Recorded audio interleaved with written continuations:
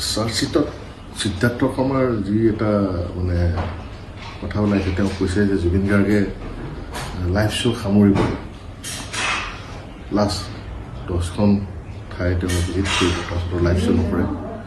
সেইটো কেতিয়াও একমত হ'ব নোৱাৰোঁ এইটো কাৰণে, কাৰণ বিশ্বনাথ চাৰিআলিত ৰৈ পিনে শ্বুটিঙৰ সময়ত সিদ্ধাৰ্থ শৰ্মাই জুবিন গাৰ্গক বুজাবলৈ চেষ্টা কৰিছিল যে বছৰটোত শ্ব'ৰ সংখ্যা কমাই দিয়া যাওক, শ্ব'ৰ সংখ্যা ভিউ শ্ব'বোৰ নকৰি 12খন বা 15খন শ্ব' কৰা যাওক, আৰু প্ৰত্যেকখন শ্ব'ৰ যিটো মাননি সেইটো 35 লাখৰ পৰা 40 লাখ টকা কৰা যাওক।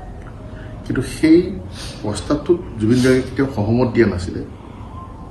জুবিন গাৰ্গৰ ভাষ্যটো এইটো আছিলে, কাৰণ তেওঁ যদি বছৰত কম শ্ব' কৰে তেওঁৰ মিউজিচিয়ানখিনিয়ে কম পইচা পাব, আৰু সেইটোত তেওঁ কেতিয়াও একমত হোৱা নাছিলে।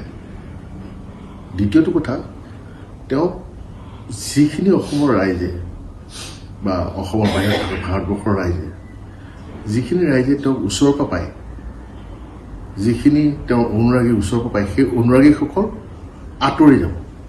গতিকে তেওঁ কেতিয়াও সেইটো সহমত দিয়া নাছিলে। আৰু তেওঁৰ কথাটো এইটোৱে আছিলে যে মাননি একেই থাকিব, তেওঁ এনেকেই শ্ব' কৰি যাব যাতে ৰাইজে তেওঁক ওচৰৰ পৰা পায়, অসমীয়া ৰাইজে যাতে ওচৰৰ পৰা পায়, মানুহে যাতে ওচৰৰ পৰা পায়, আৰু মানুহৰ মৰম মৰ্যাদা তেওঁ পাই থাকে।